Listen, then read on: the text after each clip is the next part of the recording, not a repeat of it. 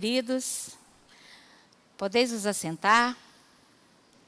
Glória a Deus. Quero cumprimentar a amada igreja com a paz do Senhor. Amém? Igreja bonita, povo bonito, povo de Deus. Aleluia! Que bom que você veio. Você veio planejar, você veio projetar e você veio para o melhor lugar, que é a casa de Deus. Glória a Deus. Muito bom. Nós estamos fazendo o nosso projeto de vida vitoriosa. Eu amo muito fazer esse projeto, porque Deus me abençoou grandemente. Posso dizer que em todos os projetos que eu fiz, mesmo aquele que eu fiz e que eu não recebi, com certeza eu fui abençoada, porque Deus tem o melhor para mim. Assim eu aceito e creio. Obrigada, igreja, obrigada, pastor Willio, pela oportunidade de estar aqui para ministrar. Minha amiga missionária Shirley, que eu liguei para ela e ela está sempre pronta e dizendo, eis-me aqui. Meu esposo, o pastor Venâncio, já tinha um compromisso. Hoje ele está ministrando em nossa igreja, lá no Jardim Arco-Íris, no pastor Eli. Ele falou, mozão, então você vai para um lado que eu vou para o outro. Né? Mas assim nós estamos fazendo a obra de Deus. Queridas, queridos irmãos, hoje nós vamos aprender um pouquinho sobre finanças. Falando com Deus. Falando com Deus. E o nosso subtema é em favor das finanças. Talvez você possa pensar, pastora, mas esse tema, queridos, eu achei maravilhoso os temas que o pastor Clarimundo colocou para nós. Desde o início, desde o primeiro tema que nós estamos fazendo o nosso projeto até o último. E eu fiquei avaliando e pensando nesses subtemas. Como foi forte, né? A gente orar em prol da evangelização, em favor da volta de Cristo, em favor da família, em favor da saúde e hoje em favor das finanças. E nós vamos aprender um pouquinho. Tudo que a gente vai falar, a gente tenta estudar, entender. E é um assunto um pouco extenso. Esses assuntos abrangem muita coisa. E a gente, em pouco tempo, nós não conseguimos falar tudo que pretendíamos falar. Mas como o pastor orou, nós falamos aquilo que o Espírito Santo quer que nós falamos. Nós estamos na dependência de Deus. Falar sobre finanças. O que é finanças? Se a gente perguntar até para uma criança, ela vai dar alguma definição sobre finanças. Mas antes da gente entrar um pouquinho, eu quero comentar com vocês o que é finanças. Eu coloquei, é uma ciência. É a profissão do manejo do dinheiro. Todos nós sabemos o que é manejo, né? Trabalhar com o dinheiro, mexer com o dinheiro.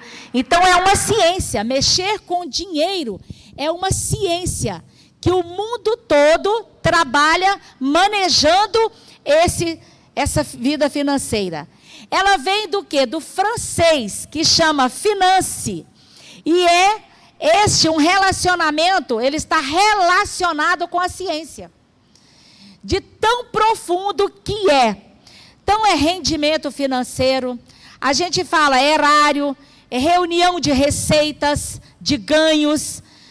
Quando a gente fala de finanças, existem finanças pessoais, existem finanças empresariais, existem finanças na casa de Deus, que o pastor acabou de colocar aqui, ele leu um texto e comentou e falou.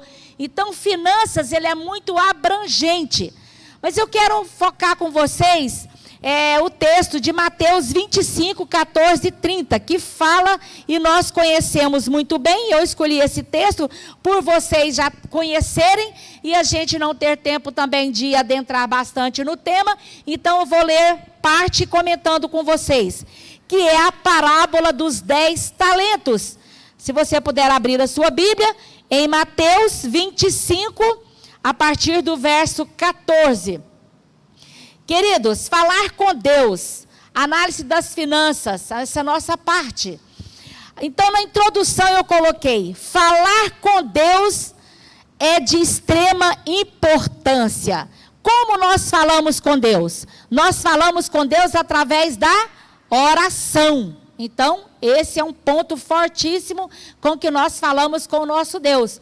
Nós não temos nenhuma interferência, é você e Deus. Você pode falar diretamente com Deus.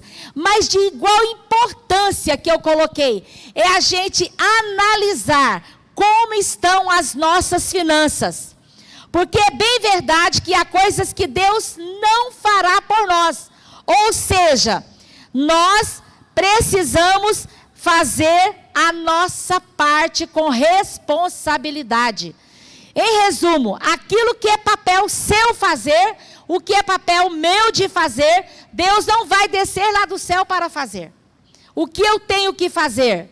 Se eu tenho um planejamento de construir esse templo, então é o homem, humanamente falando. Então nós precisamos de entender, realizar o projeto, chamar o engenheiro hidráulico, o engenheiro arquiteto, o engenheiro eletrônico e fazermos aquilo que está no nosso coração e planejar. E aí sim, nós vamos executar a obra como? Orando a Deus para que Ele toque no coração dos irmãos, para que vocês dizimem, para que vocês ofertem. Então assim, é um plano, um planejamento financeiro que nós fazemos para quê? Para que seja executado o projeto. Então aquilo que o homem precisa fazer, Deus não faz. Nós precisamos entender os nossos papéis. Então essa é a importância. Então antes de nós falarmos com Deus, há algo que nós temos que aprender, fazer ou mudar. Nós devemos primeiro nos conscientizar. E depois a gente o quê? Evidenciar esforços para que aquele planejamento seja executado. Importância do tema. Jesus falou bastante sobre dinheiro. E eu tive avaliando 17 das 38 parábolas trata de forma como lidar com o dinheiro e com as posses. Agora nós vamos imaginar 38 parábolas, 17 fala sobre finanças. Então Deus quer que nós aprendamos sobre finanças. Isso é muito importante. E essa é uma verdade. Jesus falou mais sobre dinheiro do que sobre todos os outros assuntos. Sério, pastora? Sério? Jesus falou sobre versículos sobre oração, 500 versículos. Assim, os estudiosos passam para a gente. 500 vezes Jesus falou sobre a oração. Menos de 500 sobre a fé. Mas eu fiquei encantada de ver quantas vezes Jesus falou sobre dinheiro. Alguém aqui sabe? Já pesquisou? Já ouviu? Se já sabe, eu vou repetir para aqueles que não. Mais de 2.350 versículos sobre o dinheiro e posse. O senhor sabia disso, pastor? Pois é. Jesus falou 2.350 vezes sobre dinheiro e posses. Então nós temos que aprender. E pouco nós falamos sobre isso na casa de Deus. E eu comecei a entender. Então, versículos sobre dinheiro. Se Jesus falou tanto sobre esse tema, é porque Ele deseja que nós conheçamos as suas orientações a respeito dessa área, o quê? Hiper importante da vida. Eu me lembro, uma vez quando a gente dá aula sobre paternidade responsável. E uma vez, o Eliezer, nosso filho pequeno, ele era bem pequeno ainda, uns 4 aninhos, e o Venâncio falou assim: meu filho, vem cá que eu vou te ensinar a noção de trabalho. Você vai, enquanto o papai vai esfregando a roda do carro, você vai jogando água com a mangueira para enxaguar para o papai. Isso é noção de trabalho. E quando ele estava falando, Eliezer estava escutando, e quando o Venâncio terminou, ele falou assim: papai, quando eu terminar, o senhor me dá um dinheirinho para eu ter noção de pagamento? Você imagina? Isso a gente nunca esqueceu. Uma criança de 4 anos e ouviu o pai Quer dizer, meu esposo falou, meu filho, você é homem, você vai ser o provedor, você vai ter que ter noção de trabalho, você vai ter que... Mas ele precisava de ter noção de pagamento também. Então, o senhor me dá um dinheirinho? Aí meu esposo riu e falou assim, o papai te dá um dinheirinho para você ter noção de pagamento também. Então, nós precisamos ensinar isso. Nós fomos ensinados, queridos. Eu agradeço a Deus pela vida do meu pai. Não era um homem de posses, mas ele era um homem que amava a casa de Deus, a obra de Deus. E nós, 11 filhos. Mas quando a gente ia para a casa de Deus, o meu pai dava um dinheirinho, uma moedinha para a gente ofertar na igreja. Nós tínhamos prazer em ofertar na igreja. E o dia que a gente não tinha dinheiro, meu pai revezava uns com os outros. Hoje é você, você e você e você que vai ofertar. Amanhã é você e você. Nós tínhamos prazer em trazer a oferta no altar. Somos 11. Então meu pai não tinha posses para dar, mas nós não deixávamos de ofertar. Meu pai ofertava todos os dias na casa de Deus. Era um homem fiel e por isso Deus o abençoou grandemente. Ele foi fiel no pouco e sobre o muito Deus colocou o meu pai. Eu acho que por isso que nós fomos ensinados e nós não temos apego a dinheiro. Eu vejo o pastor Clarimundo ofertar assim, o coração dele parece que está na obra, está naquilo. E eu vejo o amor porque nós fomos ensinados assim. E a Bíblia nos ensina assim. Se Jesus ensinou, falou mais de 2.350 vezes, então nós precisamos também de ensinar a igreja sobre isso. Queridos, eu coloquei também, pesquisas mostram que assuntos relacionados ao dinheiro é o segundo maior motivo de separação do mundo. O segundo. O primeiro é infidelidade. Infidelidade conjugal. Mas também está relacionada à infidelidade financeira. 57% das separações são motivadas pelo dinheiro. Portanto, o ser humano, ele tem deixado que o dinheiro venha atrapalhar o seu relacionamento com Deus, o seu relacionamento familiar, o seu egoísmo crescer, o seu individualismo crescer, porque ele acha que ele é dono, que a posse é dele, mas não.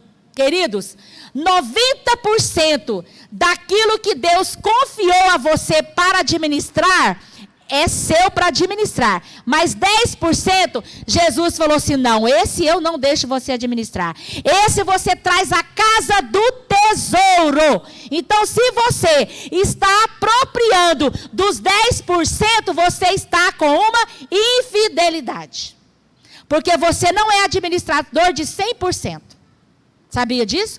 Deus confiou a mim, ó, pastora Ilma, você vai administrar 90% do que eu te der, mas 10% não é seu. Se eu te der um salário de 5.000, minha queridinha, então você vai administrar 4.500. Os outros 500 eu não te dei para administrar. E aqui na parábola dos talentos, ele fala assim, ó, porque isto é também como o homem que partindo para fora da terra, chamou os seus servos e entregou-lhe os seus bens. Isso aqui refere-se à primeira vinda de Cristo, né?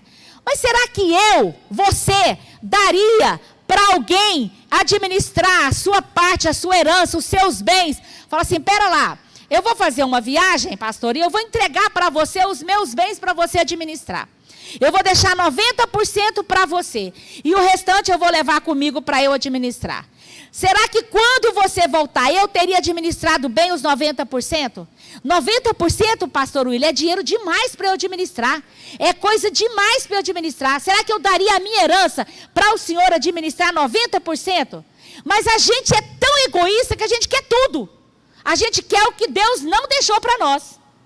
E nós estamos, a igreja, o povo de Deus está perdendo as bênçãos por não saber administrar aquilo que Deus tem confiado a vocês. Isso é sério. Eu quero a bênção de Deus, mas eu não quero a obediência. Eu não quero ser fiel. Eu quero a infidelidade e não a fidelidade. Aqui fala no texto. Depois, no versículo 15, ele fala: a um deu 5 talentos, e a outro 2, e a outro 1, e a cada um segundo a sua capacidade, e ausentou-se logo, quer dizer, imediatamente para longe. Queridos, isso é sentimento de quê? De acreditar, quer dizer, eu vou, mas eu vou deixar alguém aqui com responsabilidade. E será que quando eu voltar, como vai ser? Como que terá? Como que eu vou apresentar? Eu coloquei aqui: o senhor daquele servo dividiu o dinheiro entre eles de acordo com a capacidade de cada um. Eu não tenho a mesma capacidade que o pastor William tem. Então, o servo, o nosso senhor, vai me dar X e vai dar X para o pastor. Mas eu quero igual. Não, queridos. Eu tenho 2 filhos, mas eles são de capacidades diferentes. Então aqui, o Senhor colocou: nenhum deles recebeu recursos superiores ou inferiores à sua capacidade de administrar. Se alguém falhasse em sua missão, a desculpa não poderia estar relacionada à sobrecarga. O insucesso indicaria apenas preguiça ou falta de amor para com o seu Senhor. Se eu administro bem aquilo que Deus confia em mim, é como eu acabei de dizer, eu estou sendo fiel no pouco, então Deus vai me confiar mais. Se eu não estou sendo fiel no pouco, Deus também não vai me confiar. Outro dia, eu fui na casa de uma irmã, alguns anos atrás, e eu fui fazer uma visita para uma irmã, e ela estava com a casa dela fora de ordem, e estava com a geladeira dela muito fora de ordem. Aí eu disse para ela assim: minha irmã, você sabia que... Ela, pastora, eu não era pastora nessa época, eles me chamavam de tia Ilma. Tia Ilma, eu queria tanto ganhar uma geladeira nova, e eu estou escutando ela. Aí eu disse para ela quando ela terminou: sabia que você não vai ganhar uma geladeira nova? Aí ela falou assim: como assim? Eu falei assim: sabe por quê? Porque você não está cuidando nem da velha, quanto mais da nova. Deus não vai te dar. Agora, se você zelar, se você lavar, se você limpar, vamos dar uma faxina nessa geladeira, vamos descongelar ela, vamos lavar tudo, vou jogar água aqui, lavar. Irmãos, nós temos uma lavada na geladeira dessa irmã, eu faxinei a geladeira dela. Aí no final ela falou assim: sabe que a minha geladeira está linda? Eu nunca descongelei minha geladeira. Nossa, a senhora precisou de vir na minha casa para descongelar. Irmãos, isso também é vida financeira. E aí eu falei assim: agora Deus, pasmem vocês, passou pouco tempo, Deus deu para ela uma geladeira inox, pastor, duplex, que não congela e é gelo seco, e ela olha e ela fala assim: graças a Deus que a senhora veio aqui e me exortou. Mas ainda bem que ela aceitou, né, que ela podia me odiar, né, fala assim: nossa, mas que visita horrível, que a gente fala isso, né, que visita horrível, veio aqui na minha casa para faxinar e ainda falar: não, queridos, eu fui ajudar a minha irmã. Então, às vezes, nós precisamos de ajudar um ao outro, né? E aqui, o ouro ou a prata representa qualquer tipo de bem que recebemos. Naquela época se mexia muito com isso, né? Com ouro. Deus nos dá tempo, Deus nos dá dons e outros recursos de acordo com as nossas habilidades. E espera que sejam investidos criteriosa e sabiamente. Então, se Deus me dá algo Ele acredita em mim, para eu administrar, então eu tenho que entender e procurar e orar e clamar a Deus para que Ele me dê sabedoria para eu administrar os recursos que Ele tem confiado à minha mão. Será que você tem entendido isso? Qual é a maneira que nós lidamos com o dinheiro? A maneira que nós lidamos com o dinheiro, queridos, afeta a nossa comunhão também com Deus. Sabia? Em Lucas 16, 11, abri aqui rapidinho, ele fala para a gente assim, quer ver? Pois, se nas riquezas injustas não fostes fiéis... O que isso quer dizer? Isso nos diz que o Senhor julga a fidelidade de um cristão, pelo menos em parte, pelo modo que ele administra o dinheiro ao qual nosso Senhor se refere como as riquezas da injustiça. Na parte B, quem vos confiará as verdadeiras? Se eu sou injusto com as que ele tem confiado, então quem vai me confiar as verdadeiras? Então, pera lá, se o meu filho, eu confio nele. Eu me lembro, queridas, que eu tinha mais ou menos uns 8 anos de idade. Hoje eu tenho uma neta de 8 anos de idade. Eu acho que eu não faria isso com ela. Mas o meu pai pegou um dinheiro, botou na minha mão e falou assim, minha filha, você atravessa o bairro Carrilho, você vai lá no Banco do Brasil e vai chegar lá e vai falar com o fulano e falar assim, isso aqui é para você depositar na conta do Diolino. E deixa lá no balcão. E pega o recibo e traz para mim. Sabe o que é isso? É ensinamento. Meu pai estava me ensinando a administrar. Ele falou assim, você não para, você não conversa com ninguém, você vai lá e dá esse dinheiro para o fulano. Eu achei aquilo interessante. Ele confiou em mim. Então, eu teria que executar aquela tarefa e trazer a resposta correta para o meu pai. Era o comprovante de depósito. Isso é ensinar. Isso é você ensinar a administrar. E hoje nós passamos ileso. Hoje, às vezes, nem o marido e nem a mulher, nem os filhos não conversam sobre vida financeira. Queridos, isso é algo muito sério. Tudo que a gente for fazer, nós temos que idealizar e orar e pedir a direção de Deus. Às vezes a gente quer fazer muitas coisas. Não, eu me conheço. Eu sou um bom administrador, sim. Mas tudo que você faz era dependência de Deus. Porque a inteligência quem dá é Deus. A sabedoria quem dá é Deus. Então você precisa de Deus para administrar os recursos que eu tenho confiado a você. Então, se você é casado, compartilhe com a sua esposa. Se vocês têm um sonho, compartilhe. Vida a dois. Qual é a prioridade para vocês? O que vocês têm necessidade? É comum acordo. E aí Deus vai abençoar vocês grandemente. Eu acredito e tenho fé que isso acontecerá na vida de vocês. Uma certa vez, eu combinando com o meu esposo, de nós comprarmos uma caminhonete na época. E ele falou assim, e meu esposo é militar, hoje ele é da reserva. E eu me lembro que ele desceu e comigo várias vezes, e a gente encontrava o moço, a gente descia para encontrar o moço, e aí o moço tinha saído. Aí quando o moço chegava, a gente já tinha saído. E não dava certo. Ele, mozão, eu vou para a base, você vai ver a caminhonete, depois eu volto e a gente vê como é que fica. Enquanto eu estava lá, um amigo meu chegou e falou assim, eu estou vendendo uma casa ali na Tiradentes, assim. Inclusive o tio Pedro Moronella, ali na Tiradentes. E ali, ele falou assim, a senhora não quer olhar a casa? Aí eu falei, estou aqui à toa mesmo de bobeira, vamos embora olhar essa casa?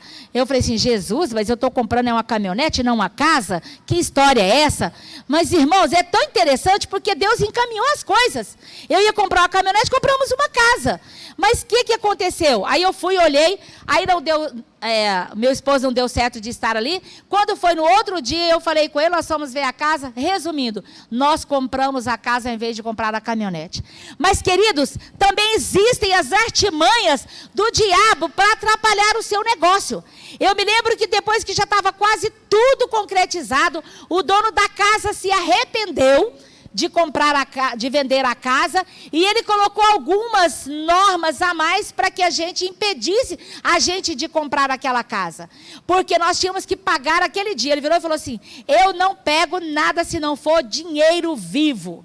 Isso a gente já estava no cartório. E eu não tinha falado isso. E lá tinha uma cláusula que fazia que nós perderíamos, na época, digamos assim, hoje eram uns 400 mil, a gente perdia uns 100 mil reais. Aí eu falei assim, mas o senhor não falou isso para a gente? Queridos, então existe a forma humana. Aí eu falei assim, tá bom, Deus vai nos abençoar. Mas era muito dinheiro. Como que você junta hoje 300 mil reais, irmãos? Aonde? De uma hora para outra, dentro de 2 horas. Aí eu falei assim, mas Deus vai nos abençoar. E eu saí dali e falei, mozão, vamos embora. E eu cheguei, na época, tinha o Banco Banespa, ali na avenida. E eu fui lá e o tesoureiro era o irmão Paulo. Eu falei, irmão Paulo, eu estou com esse problema. E ele falou assim, vou te ajudar. Deus levantou um homem de Deus para me ajudar. Isso é o que o homem tem que fazer. O que homem tem que fazer, Deus não vai descer lá do céu. Aí ele foi comigo, ele pegou todo o dinheiro que tinha lá no Banespa, ele foi comigo no Santander, chegou lá, conversou com o gerente do Santander, e o gerente pegou o dinheiro que ele tinha, ele foi comigo na tesouraria do Banco do Brasil. Resumindo, nós conseguimos, e ele falou assim, você não vai andar com esse dinheiro, eu vou com você. E ele botava esse dinheiro num saco de papel. Quando deu a hora de nós estarmos no cartório, nós chegamos lá e eu falei, está aqui o dinheiro para você. Ele olhou para mim e falou assim, vocês conseguiram o dinheiro? Eu falei assim, nós não, Deus ajudou, levantou pessoas e nós estamos aqui com o dinheiro. Então a gente tem que entender os propósitos de Deus. E a gente tem que fazer o papel da gente como ser humano, nós precisamos de fazer e Deus abençoe. Queridos, as posses são as maiores competidoras com o senhorio de Cristo em nossa vida. Então, às vezes, eu coloquei, Jesus nos disse que precisamos decidir a qual dois senhores nós serviremos. Ninguém serve a dois senhores. Aqui fala, ninguém pode servir a dois, pois odiará um e amará o outro, ou se dedicará a um e desprezará o outro. Quem é esse outro? Vocês não podem servir a Deus e ao dinheiro, mamão. Então, hoje, as pessoas acham que o dinheiro é tudo, né? Então, é o Deus mamão dele. Aqui eu até coloquei uma ilustração que antigamente, no século XII, nas cruzadas, nas guerras religiosas, então as pessoas elas iriam lutar com espadas e eles faziam um teste que quem alugava-se os mercenários para lutar com as espadas, né? Mas com uma condição, que eles fossem batizados antes da guerra. Mas só porque eles levantavam as espadas, porque eles achavam que as espadas não poderiam ser molhadas. Eles eram dono das espadas, eles não abriam mão das espadas. E hoje, eu posso fazer uma ilustração que hoje o cristão está assim, ele está lá sendo batizado, morrendo afogado, e está aqui, mas a minha carteira cheia de dinheiro, não vai não, Jesus, eu não batizo ela não. E eu estou aqui, eu estou sendo batizado, mas a minha carteira está lá. E pastor, isso foi lá no século XII. E o povo lutava assim, as espadas deles não iam ser batizadas. E os crentes estão desse jeito hoje. É, pastor, é verdade. Então, queridos, que nós possamos entender o propósito de uma vida financeira. Glória a Deus. Vocês vão continuar me amando, pastora Ilma? Aleluia. Se não, tá bom também. Senão você não vai para o céu, né? Queridos, o equilíbrio financeiro da família é fruto de uma estabilidade nas finanças domésticas. Para obter equilíbrio financeiro, não basta que os integrantes da família ganhem altos salários. É preciso que tenham controle financeiro. Será que nós temos controle financeiro? Será que você tem controle financeiro? Hoje, no mundo globalizado, capitalista, mundo do poder, mundo do ter, eu tenho, eu quero, eu preciso. Não precisa nada. Agora, com essa pandemia, então, eu cheguei à conclusão que a gente não precisa da metade das coisas que tem. Porque eu não comprei nenhum sapato, eu não comprei nenhuma roupa, e meu guarda-roupa está cheio de roupa e de sapato. Eu falei, Jesus, e se a gente não tivesse na pandemia, quantas vezes eu tinha ido no shopping? E quantos sapatos a mais eu teria compro? E quantas roupas a mais eu teria comprado? Para depois juntar, ou comprar no cartão, ou me endividar, e depois eu vim entrar em contenda, que é lá atrás onde eu falei, 57% do quê? Dos divórcios é por causa de quê? Vida financeira. Irmãos. Então a gente vai criando esse hábito de consumo. Então, o equilíbrio da vida financeira, da família, é fruto do quê? Da estabilidade nas finanças. Então, nós precisamos entender o que é prioridade para mim. Qual é a prioridade? Eu posso, está na hora, eu tenho condições. Uma vez, a gente tem que aprender em tudo. Uma vez eu estava andando em Brasília, num shopping, com um casal de amigos nossos, que ele faleceu agora há pouco tempo de Covid. Ele é um oficial da aeronáutica, e a esposa dele, uma mulher de Deus, é nossa amiga. E eu me lembro que a gente andando lá no shopping, aí ela falou para o esposo dela, ela falou assim, bem, vamos comprar isso aqui está de promoção. Aí ele virou e falou assim, bem, não está na hora de comprarmos. Aí ela, por quê, bem? Aí ele falou assim, porque hoje está de promoção, mas nós não temos o dinheiro. Aí ela falou assim, mas a gente pode comprar no cartão. Aí ele falou assim, mas no mês que vem, daqui a 30 dias, o cartão vence. Eu tenho as mesmas contas daqui a 30 dias. E se daqui a 30 dias eu não tiver outro dinheiro extra, como eu vou pagar esse cartão? Eu não tenho, aí eu não pago. E aí eu tenho que pagar o juro dele. Então aquilo que era promoção se torna mais caro do que se eu deixasse para comprar depois. Vocês estão entendendo o que é a vida financeira? Então, às vezes, não está na hora, mas ela queria. Então, ali eu aprendi aquela lição. Então, pera lá. Então, eu preciso disso hoje? Agora é a hora, é o tempo, eu tenho condições, eu posso comprar?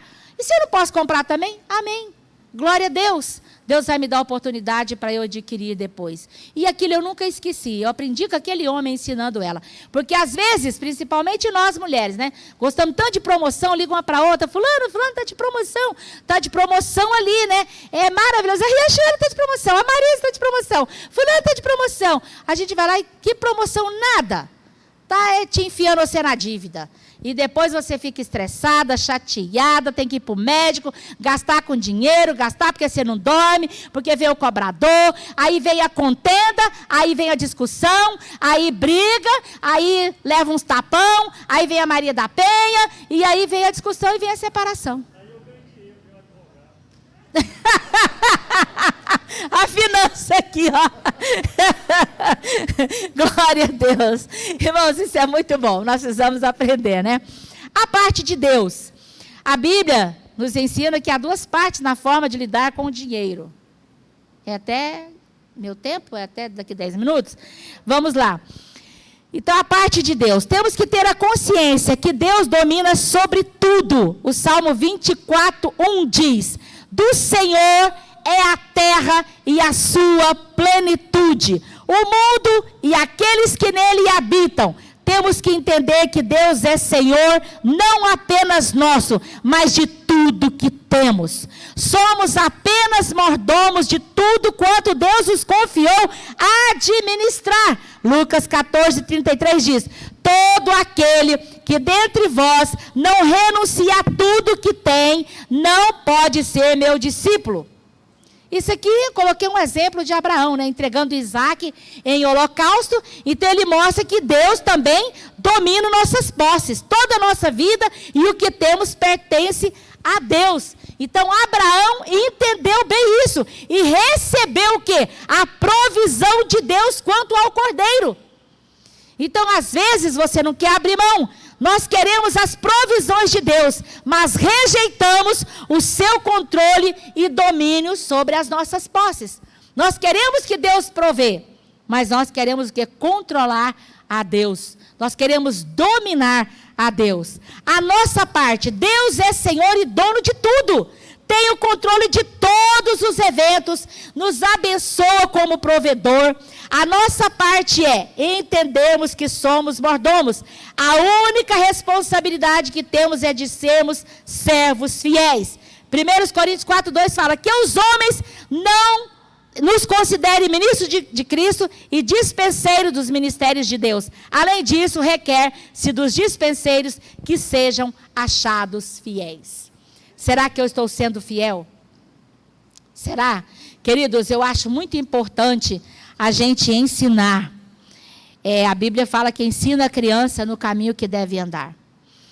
Eu me lembro uma vez, meu filho, ele queria comprar uma calça, alguns aqui devem saber, aquelas calças largas, hard rock e tal, e ele queria muito uma calça daquela.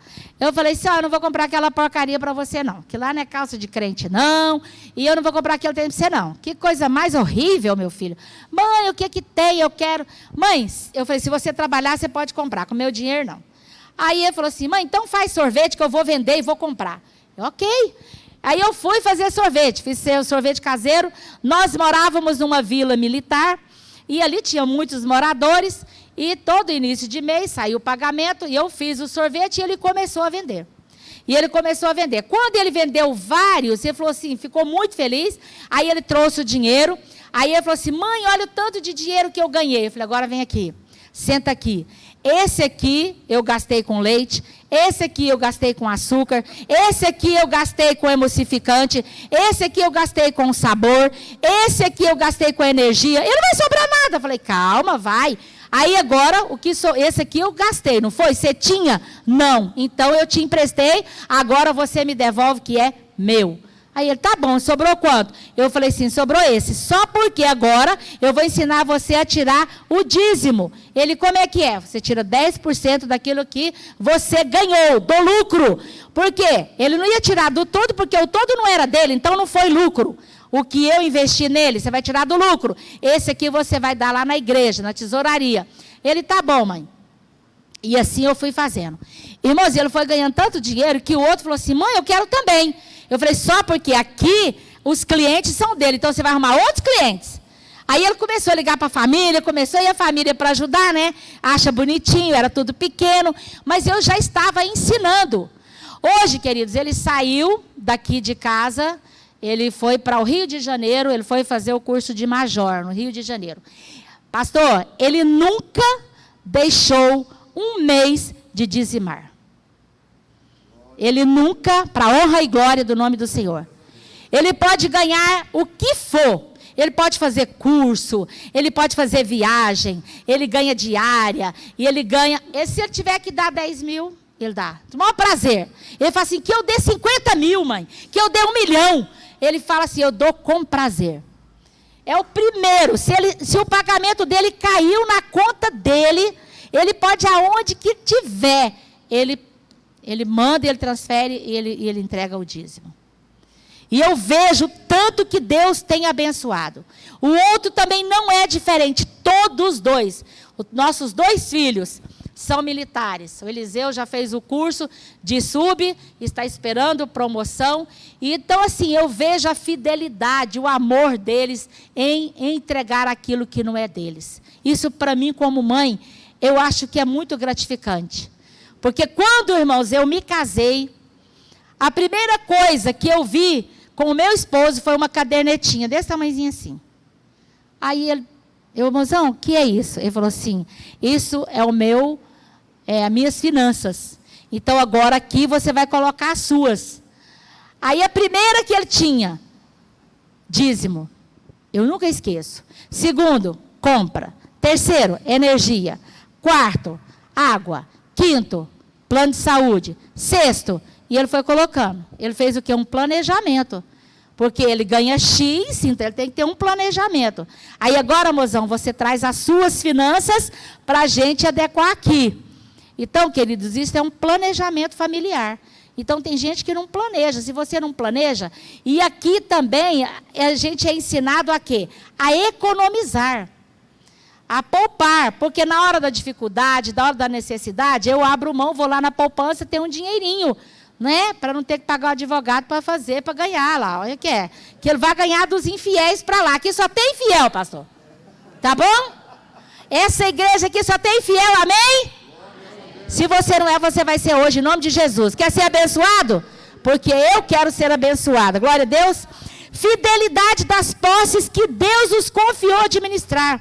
Então, o mordomo fiel é responsável pelo que Deus entregou nas suas mãos. Seja pouco ou muito, a parábola dos talentos ilustra bem esse princípio. Servo bom e fiel.